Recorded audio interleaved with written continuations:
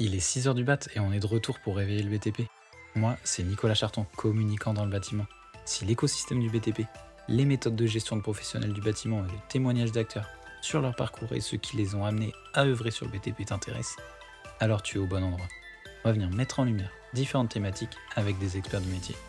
Maintenant que tu en sais un peu plus, choisis ta boisson chaude préférée et profite de l'épisode qui va suivre.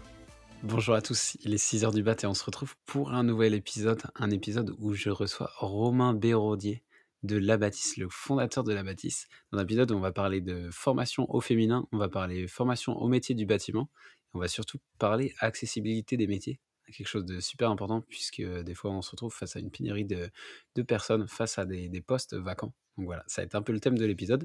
Je me permets de te saluer Romain, Salut, comment vas-tu? très très bien et toi? Bah, écoute, ça va bien, ça me fait plaisir de pouvoir remettre, un peu en lumière ce projet que j'ai pu découvrir, de près ou de loin.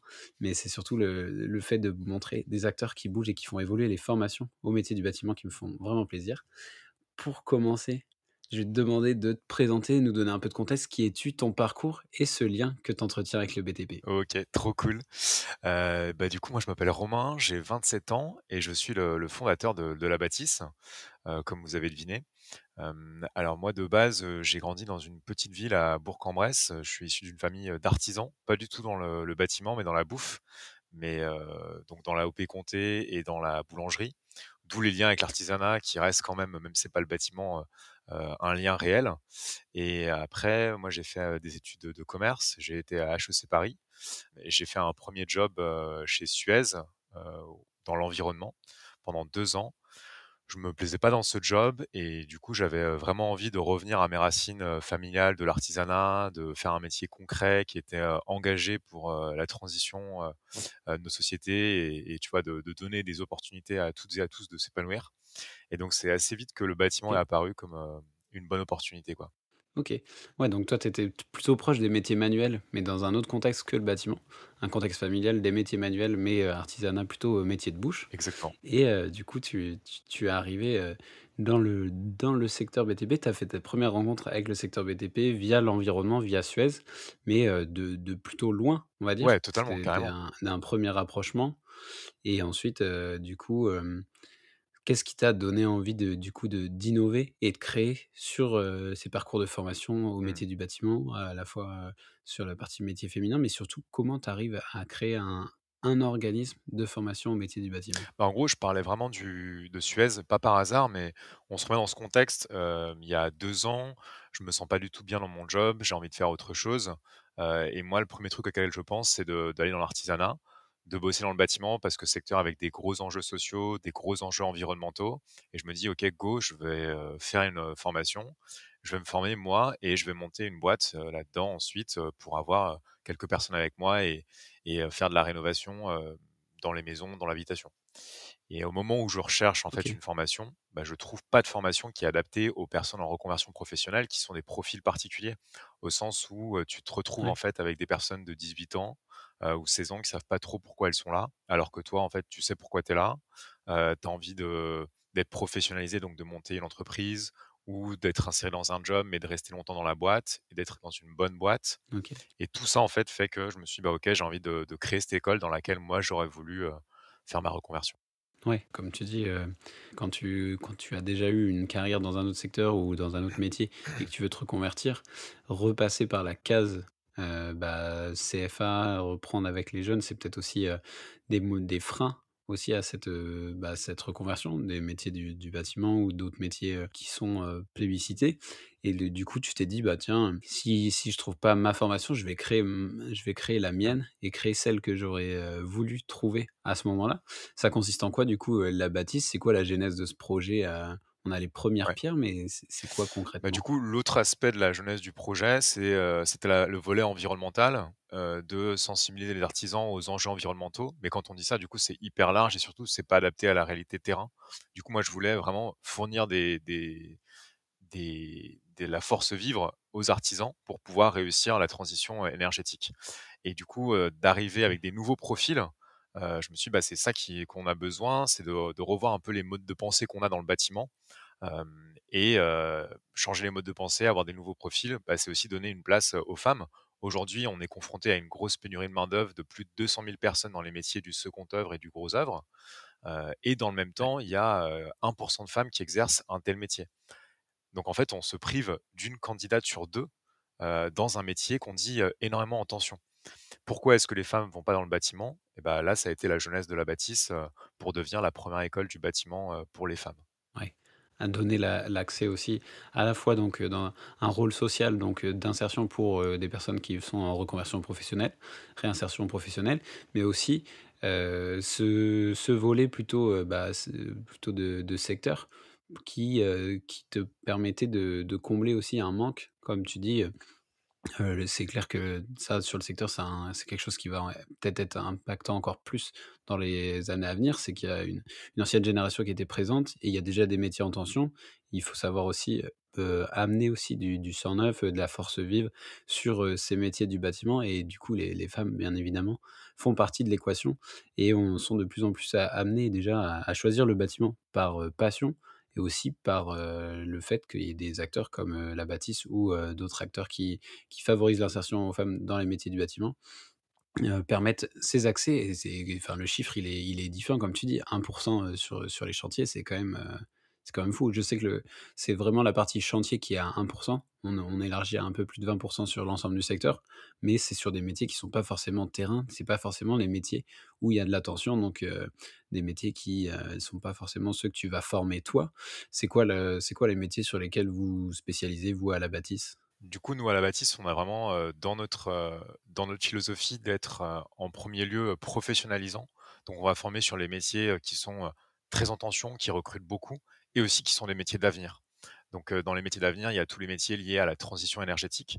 Aujourd'hui, on a une première formation en plomberie chauffage qui est notre formation historique, dans laquelle on va intégrer, des modules à la PAC, des modules pour, la réno énergétique. On a une autre formation, qu'on ouvre, là, au mois de mai, en électricité, qui va pouvoir du coup être OK. décliné aussi sur la partie IRVE, sur la partie, photovoltaïque et enfin on a une dernière formation qu'on ouvre sur le campus à Lyon cette année, en plaquiste, donc sur, tout ce qui est pose aussi d'ITE et cetera.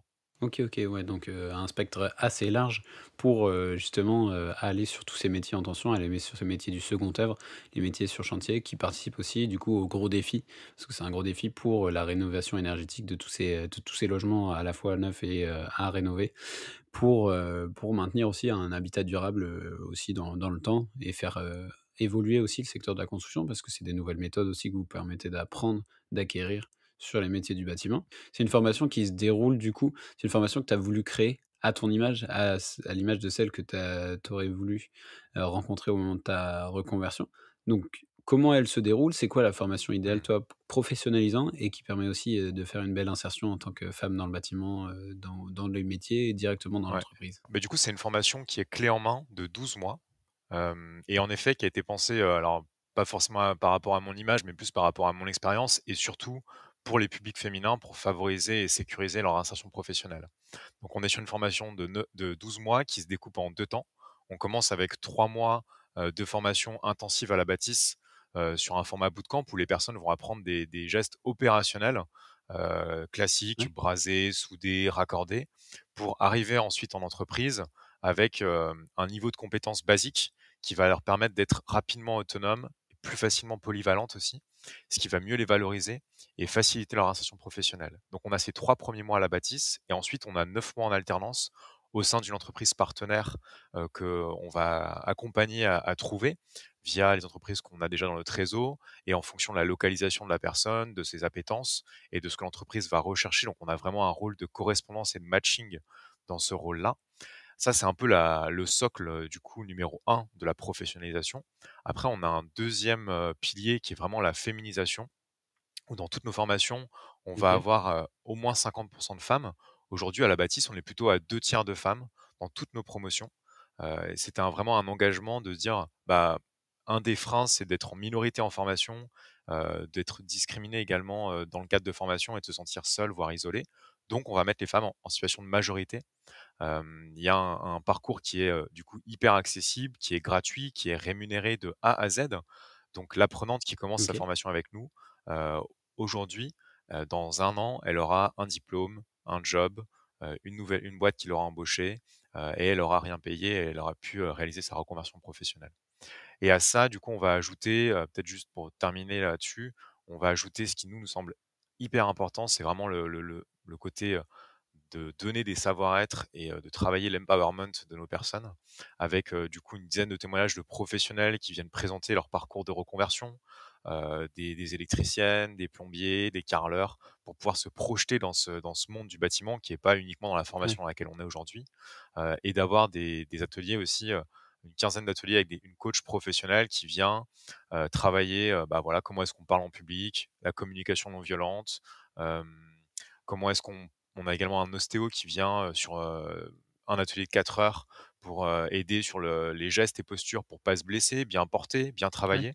Donc plus qu'une formation, à destination exclusivement des femmes qui est vraiment notre cœur de cible, c'est une formation qui est inclusive, qui est pensée pour des personnes en reconversion professionnelle et prioritairement pour les femmes. Du coup, c'est un travail que vous menez, vous, à la bâtisse, mais aussi avec pas mal, d'autres, partenaires. Comment tu travailles justement avec, les entreprises du secteur? Parce que vous êtes basé sur Lyon, principalement. Ouais. Comment vous travaillez sur le secteur pour faciliter à la fois l'embauche des diplômés de vos programmes, mais aussi pour les faire intégrer, bah, professionnellement les cursus en alternance? Est-ce que c'est des entreprises aussi avec qui participent durant les formations, Mmh. avec des formateurs d'entreprise, des personnes qui viennent intervenir pour parler des métiers? Ou comment se déroule un peu tout l'écosystème, autour de la bâtisse, les partenaires, les Ouais. entreprises formatrices, les entreprises qui accueillent et vous? Bah, en effet, c'est un super bon point parce que nous, notre mission sociale, c'est vraiment de féminiser les métiers, manuels du bâtiment et on est convaincu que pour réussir cette mission, ce sera une action de transformation de la filière. Donc il faut mettre tous les acteurs autour de la table, d'autres centres de formation, des entreprises, des administrateurs, des pouvoirs publics et cetera pour y parvenir. Et du coup, pour répondre spécifiquement à ta question, au niveau partenarial aujourd'hui, des entreprises, on a 3 niveaux. On a un premier niveau d'entreprise qui, en gros, vont s'engager à embaucher une apprenante de la bâtisse en alternance. On a un 2e niveau où, l'entreprise va contribuer à la création de la formation. Comme je te disais, c'est une formation qui est professionnalisante, donc on part vraiment des besoins entreprises, de toi, tu es une entreprise d'électricité, qu'est-ce que tu attends de la personne qui arrive en formation, chez toi en alternance? 3 ans après, qu'est-ce que tu attends d'elle? Et la meilleure électricienne que tu es, c'est quoi ses attentes? Donc il y a cet engagement dans la création OK. pédagogique et dispenser la formation à la bâtisse. Et enfin, le dernier niveau qu'on a, c'est l'entreprise qui va vraiment s'engager sur, la sensibilisation au sexisme et un petit peu travailler sa culture. Donc on a construit pour ça un gros, module de sensibilisation, avec, Pôle emploi, France Travail aujourd'hui, sur la sensibilisation au sexisme à destination des agents terrain. Donc c'est vraiment, bah, de dire le dernier niveau, l'entreprise, elle va travailler sur cet aspect-là. Elle va sensibiliser tous ses collaborateurs et particulièrement les personnes du terrain, heu, sur les différents cas de sexisme qui peut exister. C'est pas un module qui est stigmatisant, c'est un module qui permet de dire: «OK, c'est quoi les cas de sexisme qu'on peut observer dans la Ouais. vie du quotidien?» Du sexisme Tout ordinaire, à par fait, exemple, qu'on ne se rend pas compte, exactement, c'est faire de l'éveil aussi tout là-dessus. à fait. C'est à la fois, comme tu dis, c'est d'être capable de trouver les entreprises qui peuvent accueillir une professionnelle du bâtiment, mais surtout, bah, une femme avec, aussi, ce que ça importe en termes d'organisation, tu vois? J'avais échangé avec, certaines femmes, du bâtiment, qui me disaient par exemple, bah, en fait, à la base, j'avais passé des premiers entretiens dans une boîte du bâtiment. J'arrive, je vois qu'il y a pas de toilettes, femmes, par exemple. Donc du coup, je me suis dit: «Beh, jamais de la vie, je pourrais me projeter dans une boîte où j'ai même pas les toilettes qui ou des vestiaires qui me sont dédiés», par exemple. C'est des trucs un peu anodins quand on y pense, comme ça avec, des boîtes qui sont installées depuis des années. Mais au final, c'est justement ça, c'est de l'éveil, c'est de la conscience, c'est faire en sorte que, la mentalité évolue et c'est des petits gestes qui, justement favorisent l'insertion et qui permettent aussi de donner, pas mal de, bah, de légitimité aussi aux femmes dans ce secteur qui ont eu besoin qui ont eu, bah, du mal aussi à la trouver. C'est favoriser cette insertion de ces moyens-là, quoi. Tout à fait.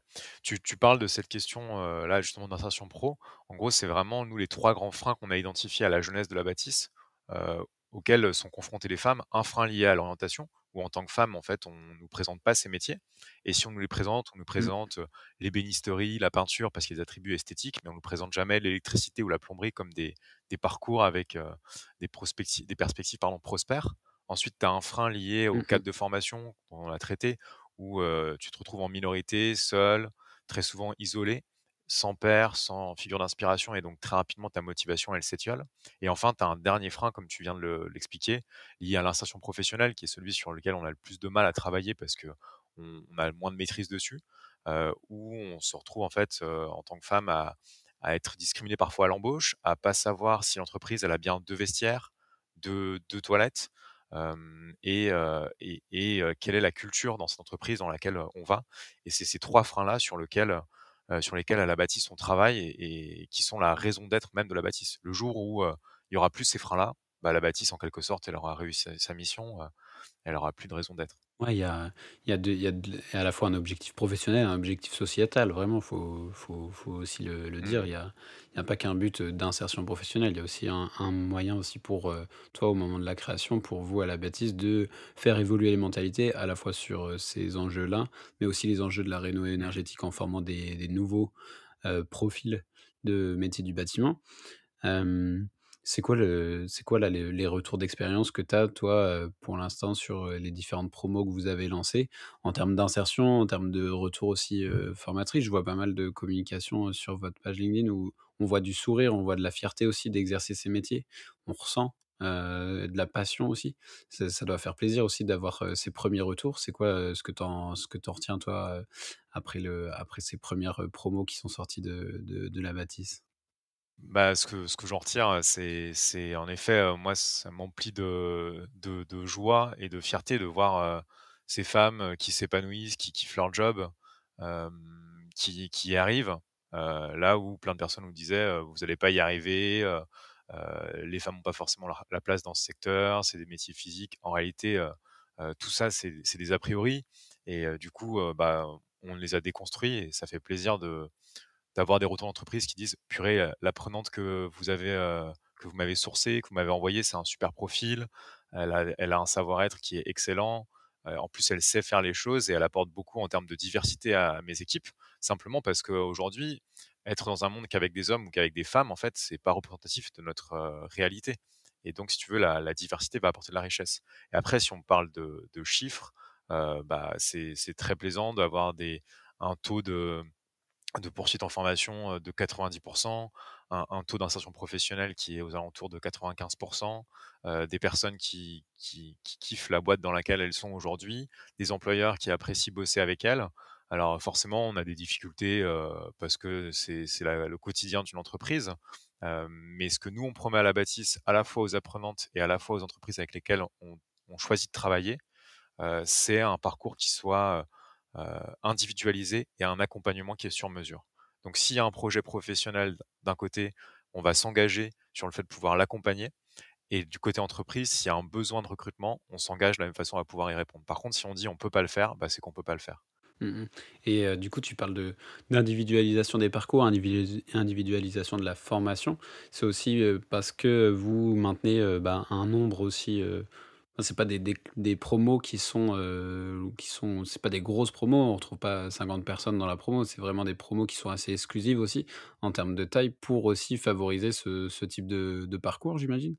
Ouais, ça c'est une des raisons. Alors aujourd'hui, ouais, tu as des centres de formation qui peinent à remplir leur promotion et qui sont à moins de 10 personnes. Tu en as d'autres qui font la stratégie de mettre des promos à 25, 35, 40.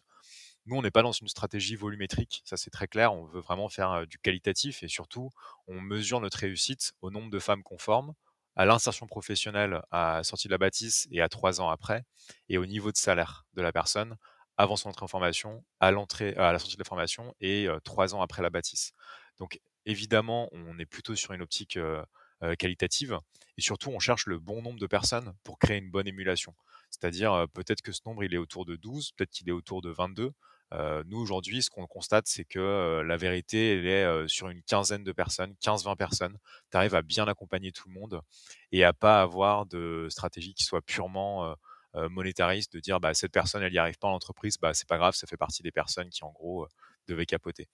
Hem, Évidemment que tu as des Mmh mh. personnes qui abandonnent par moment parce que c'est la vie d'un centre de formation, mais on Ouais. met toutes les forces dans la bataille et pour autant, je pense qu'on a des chiffres économiques qui sont, tout aussi, louables que nos confrères, parce qu'on fait les choses différemment. Donc c'est pas forcément un Ouais. sacrifice, de faire ça, au contraire. Typiquement, Mmh, l'engagement mmh mh. d'avoir 50 de femmes dans toutes nos promotions, c'est quelque chose qui nous sert beaucoup parce que, c'est la sincérité aussi de notre engagement. C'est la raison pour laquelle les personnes viennent nous voir et en effet, si la personne, elle veut faire une formation en 3 mois pour apprendre à être plombière, pouvoir monter sa boîte, bah, tout simplement, on n'est pas les bons acteurs, c'est pas nos convictions. Je pense pas que ce soit faisable et du coup, il faut mieux aller vers un autre centre de Ouais. formation. Mmh mh. Et donc, ouais, ouais, c'est clair que c'est important d'être aligné parce que du coup, c'est aussi d'offrir une autre expérience. Chacun Tout à offre, fait. chaque centre de formation offre une expérience de, reconversion, de formation, de réinsertion ou Mmh. d'insertion professionnelle à tout à chacun. Et je pense que justement, j'ai déjà reçu d'autres acteurs là-dessus, mais je trouve que c'est bien de montrer la diversité aussi des acteurs de formation qui existent pour, que chacun y trouve sa place parce que chacun n'est pas amené à aimer les mêmes, modes de formation donc Carrément. très important de pouvoir avoir cette singularité aussi au niveau des parcours. Si toi tu avais un message à adresser, par exemple, aux femmes qui doutent d'une carrière dans le bâtiment, qui doutent qu'une carrière dans le bâtiment est envisageable et aussi, d'un autre côté, aux hommes qui pensent que, ils ont un peu le monopole sur le secteur. Ça serait quoi ton message, toi, pour, aussi accompagner cette insertion, cette accessibilité? Et qu'est-ce que tu aimerais passer comme message? C'est compliqué l'exercice comme tu me demandes là, de parler à la fois aux femmes et aux hommes. Je pars du principe que c'est pas un combat. Moi, je parle enfin, c'est un combat, mais c'est pas un combat qui est, c'est pas une opposition. C'est-à-dire que, pour moi, cette, féminisation du secteur, elle est aussi bien portée par les hommes que par les Ah, femmes. absolument. Donc du coup, je me dis: «Le message qui passe par un homme ou par une femme, il doit passer» et le but, c'est que, voilà, c'est ça, qu'on entende un des messages d'acteurs qui vivent vraiment, la chose dans le terrain, quoi, sur le Bah, terrain. tu prêches un convaincu sur le fait que, on embarque les hommes et les femmes puisque c'est quand même de la mixité qu'on a à la bâtisse et c'est aussi un projet qui, de base, a été porté par un homme à destination des femmes donc j ça Mmh c'est mh. c'est clair.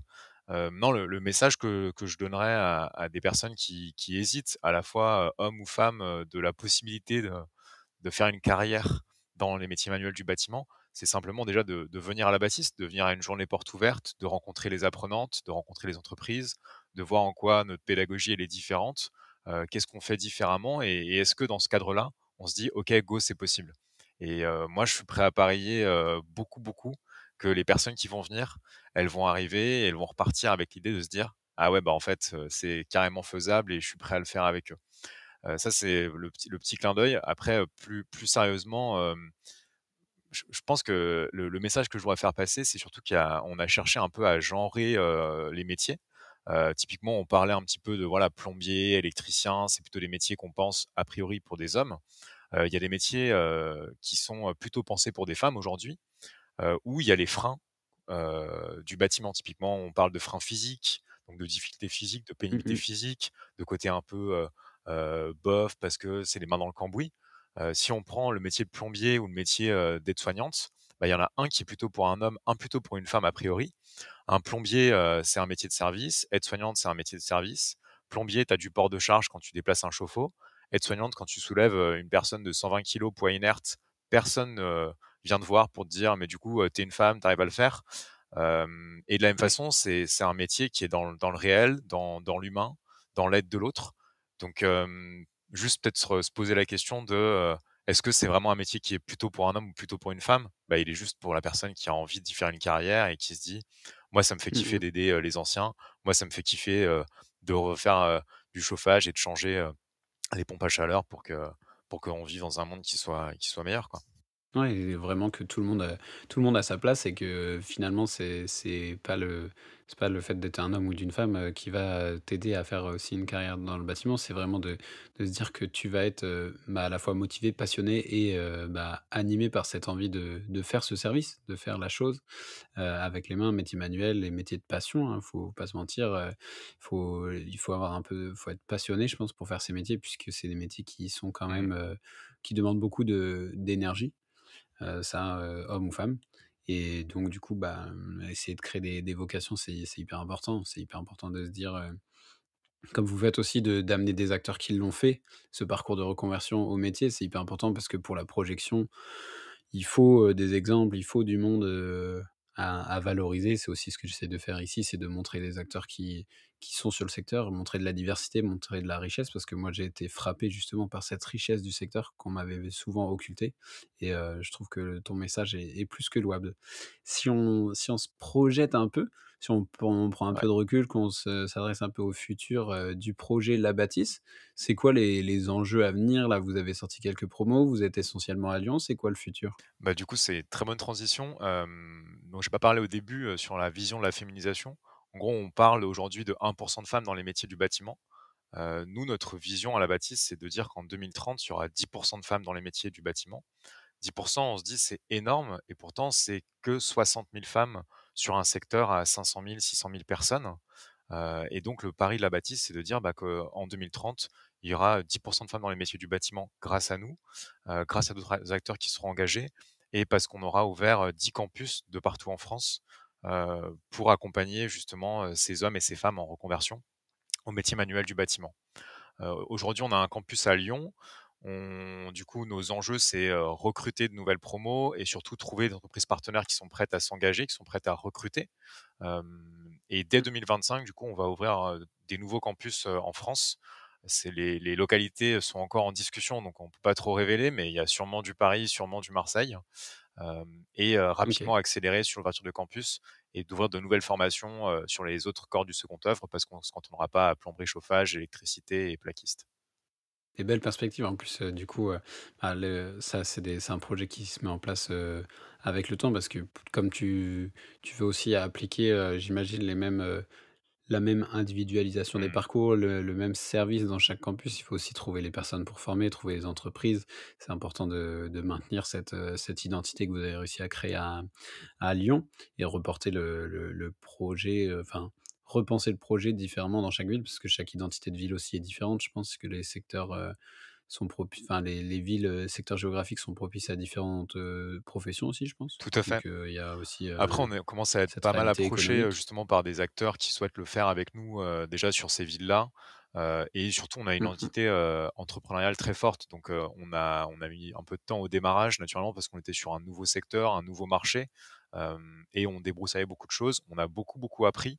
On a encore, beaucoup à apprendre, hein, dans les prochains mois. Mais, disons qu'on va pouvoir, ouvrir nos campus aussi rapidement, parce qu'on aura beaucoup d'apprentissage de Lyon, on aura des apprentissages des entreprises, des apprenantes. Donc la suite va aller, vite et le secteur le demande aussi. Mmh mh. Ouais, bien sûr.